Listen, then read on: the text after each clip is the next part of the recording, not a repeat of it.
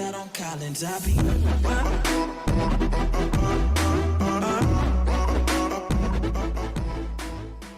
What's going on, everybody? The original Mako back with some more Rogue Lords content. Today we have our first character showcase where we are going to go all in depth into one character and kind of explain, in my opinion, the best way to build the character. I mean, all the characters in this game have multiple ways to build them, but in my opinion, the best way to use them and kind of the supporting cast of characters to go around him, as well as relics and stuff like that. So, first and foremost, we're going with one of the characters you get right away, the Headless Horseman, because he has been a staple to a lot of my runs, and I think he deserves the first character spotlight. So, we're going to get into that, but be sure to check those links in the description as always. Twitch, if you want to see me do some runs live.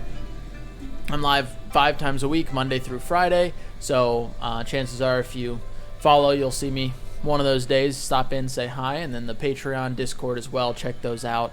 I would really appreciate it. But that being said, let's hop into our first character spotlight here. We are not in a great place in terms of our face, so we're going to go bottom left. So the Headless Horseman, one of the characters that comes with the game. You don't have to unlock him, you just get him right away. Boom. 30 health points, 25 spiritual points. These are his social stats. And his reload mechanic is pretty simple. It is a 1 mana or 1 action point, and it just recharges all of his skills. Pretty simple, straightforward, no additional effects. His starting abilities are On Guard, which targets only him, 2 action points, and it applies 1 provocation and 1 shell. So, forces enemies to attack him and reduces the damage suffered on those attacks. Slash, which inflicts 7 to 12 health, HP, and applies 1 bleeding.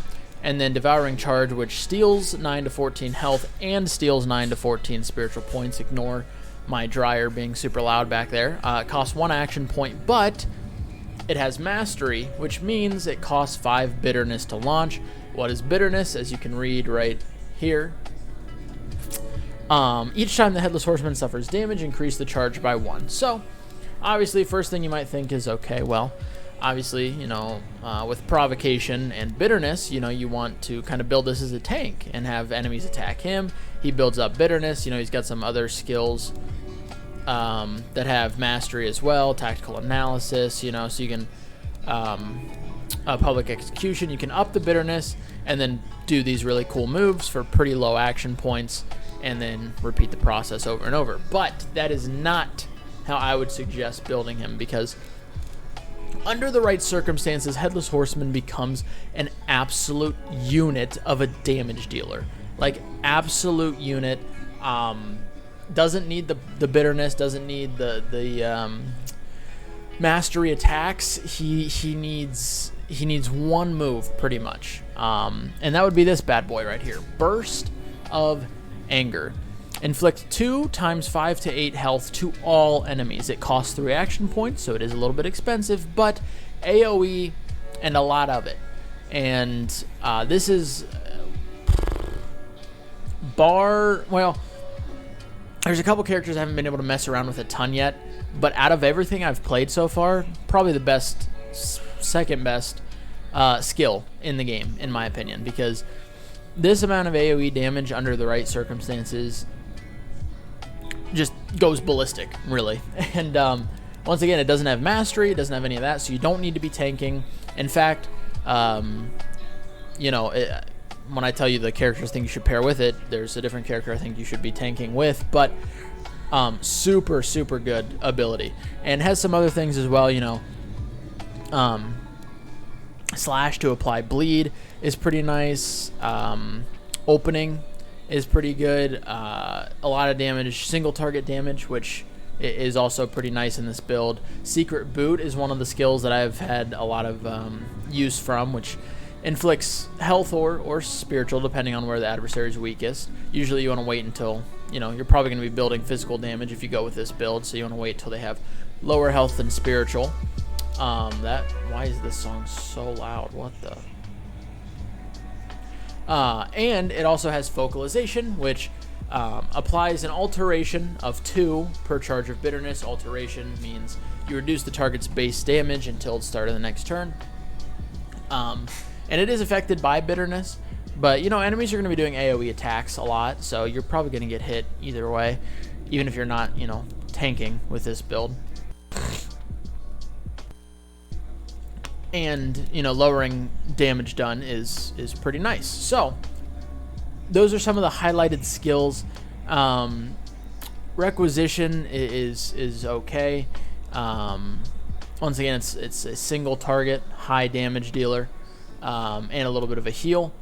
But the main ones, in my opinion, are Burst of Anger, Secret Boot, and Slash is another good one. But also, I almost forgot this one. This is another important reason to have the Horseman. You don't need to level this skill up at all. Find a gray version of it early, a common version, and just stick it in your loadout and keep it. But Spectral Torpor, especially if you're not running another character that gets zombie, you want to have zombie just in case you need it. This is an attack that applies zombie to every character, which is you know, super good. Zombie essentially transforms healing into damage. So if you run into a captain and they're about to heal, you immediately Spectral Torpor and then cause all of that healing to turn into damage instead. Super good. Love to see it. Great skill to have just in your back pocket in case you need it. Maybe you won't need it, maybe you will, but try to get this pretty early. And then obviously, you know, Burst of Anger and Secret Boot are the ones you're going to want to be like trying to get to gold tier. As for who you should pair the Horseman with, in my opinion, there's one that you should absolutely pair with 100% of the time. But then again, I also think this character should be paired with just about everybody. From what I've experienced so far, from a lot of builds at least. And then the third slot is kind of a mix of two different options. So first option, the one that I think you should pair with 100% of the time is Lilith. Why Lilith? Well, first and foremost, she's going to act as the tank. She has a 0 AP reload, but you have to use it first in order to get the reload off because it has Initiator. And it recharges all of her skills and applies Provocation, which means she will be attacked by all of the non-AoE attacks. She's the reverse of the Horseman in terms of health and spiritual points. And then has some okay relics. The Black Widow's Ring is pretty solid. Mistress of Pleasure and Suffering, I kind of prefer Mistress of Suffering, which is what she starts with, by the way. And it's +1 damage each time an enemy suffers damage, and this bonus resets after Lilith uses a skill that inflicts damage. Why does this work so well? Well, obviously, she can tank damage. She has some healing abilities we'll talk about, but Mistress of Suffering is huge. Because if there's 3 enemies, and you use Burst of Anger, that's dealing 2 instances of damage to all 3 enemies, so that's +6 to Mistress of Suffering right there. 1 attack +6. If you stack that a couple of turns before you use a damaging move on Lilith, you're just going to have an insane amount of damage on Lilith from the Mistress of Suffering, so works really well. So some of her skills that are important, she starts with Warmth, which is or Wealth, which gives warmth and wall. You can target any of your disciples, and wall basically just halves all of the damage you're going to take, which could be really, really useful depending on how much damage you're doing. And then if you've suffered a lot of spiritual damage, warmth will heal whoever has it by 6 to 10 at the beginning and end of turn. So a little bit of a heal as well from that. Her Gust of Wind is a conclusion ability, which means you have to use it at the end of the turn, or when you use it, it will end your turn, which does health and spiritual damage to all enemies for 1 action point. Pretty good value. Pretty good turn ender. Pretty much every turn you want to use this, unless you're trying to stack damage on her, obviously, as stated before. The biggest skill you want to look out for, in my opinion, is Succubus's Favor, because this is a way to heal health. She already has a way to deal spiritual. If you find a good way to heal health damage, then you have, you know, a full-on support character at your mercy with, you know, in fact, she's going to be tanking a lot of damage, but if some of the other, she can heal herself with it, but if you have to heal some of the other disciples, you can heal for spiritual or health, depending on what they need. So looking out for Succubus's Favor is pretty important, and then almost even more important than trying to upgrade the Horseman's skills, you want to find Depravity. this is good in any build you have Lilith, but especially with the Horseman, because Depravity basically applies 1 growth to every character. Now this can only be used once per turn, obviously, or you could abuse it. But growth means you can return the AP cost, action point cost of skills, up to 3 action points per skill. And every disciple gets 1 stack of this. So essentially, as long as you're not using something that costs more than 3 action points, every disciple gets a free attack. The best value out of that is to use something that costs 3 action points. And you know what costs 3 action points? That's right, Burst of Anger, the best skill on the Horseman for this build. So you could get a free Burst of Anger every turn, which is absolutely insane. So Depravity is the biggest reason to run Lilith in pretty much any build, but especially this build, getting a free Burst of Anger is what you're going to be trying to do with this. So that's why you want to have Lilith. In terms of the other slot, I think you can go to 1 of 2 people. First being Bloody Mary. So there's going to be a lot of relics, or a few relics I'll talk. Basically any relic that causes double damage. There are some relics that are specific to like a certain holder. Like this character can only use 2 skills per turn, but they have double damage. Any type of double damage you can get for the whole party, for just the Horseman, you want to get on that Horseman at like as much as possible. There's a couple of other like Warhorn, which is if all 3 disciples use an attack in 1 turn, or use a skill in 1 turn, then you get +1 physical damage, or +2 physical damage for everybody. And Hell's Hammer, if you use a move with Initiator or Conclusion, which Lilith does a lot, you get +1 physical damage for all of your disciples as well. So if you're stacking a lot of damage, doing double damage, you want to have, you know, somebody to tank like Lilith, somebody to do a lot of AoE damage like the Horseman.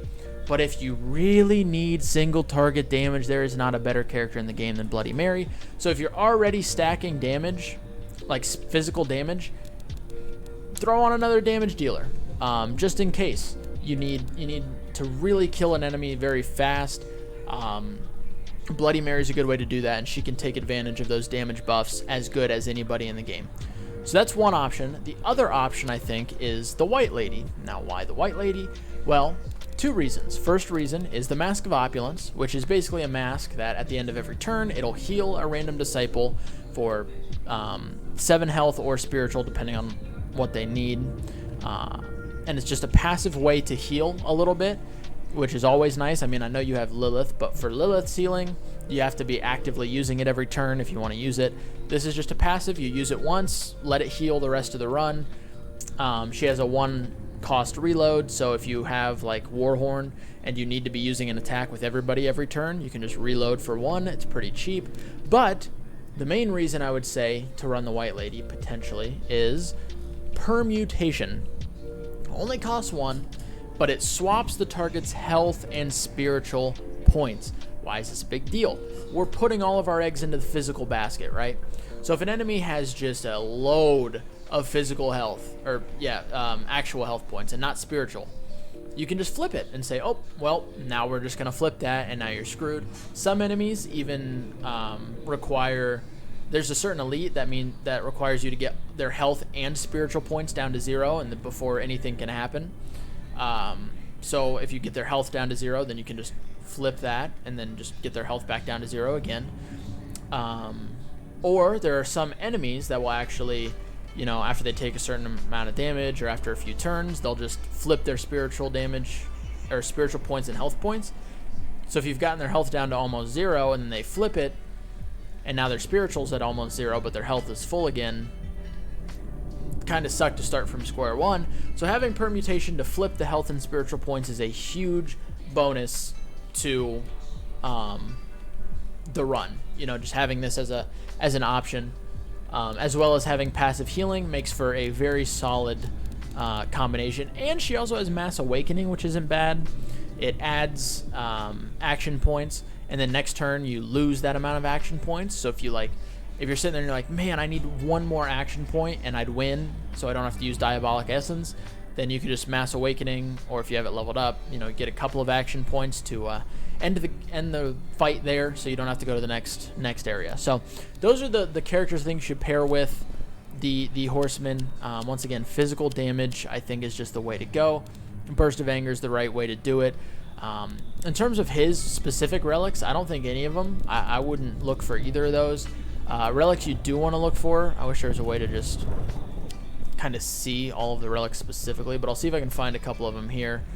You know, any sort of max AP is always really nice. Grim Reaper coin, those are just generic though. If we're talking about specifically for this run, Ouija board, if you have that on the Horseman, because it'll be a certain holder.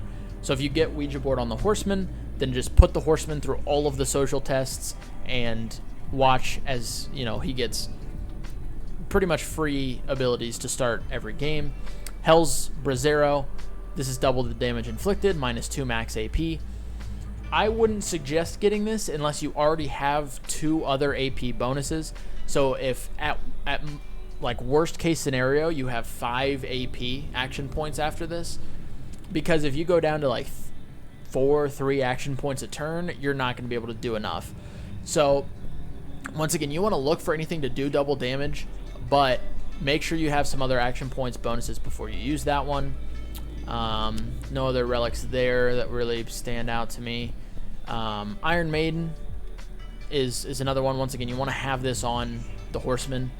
Double the damage inflicted. You can only use 2 skills per turn, but once again, let's say you have like Depravity and you use Growth, you use your free Burst of Anger, then you reload, and then you use your second Burst of Anger. There's your 2 skills per turn. 2 bursts of anger in a turn is nuts. I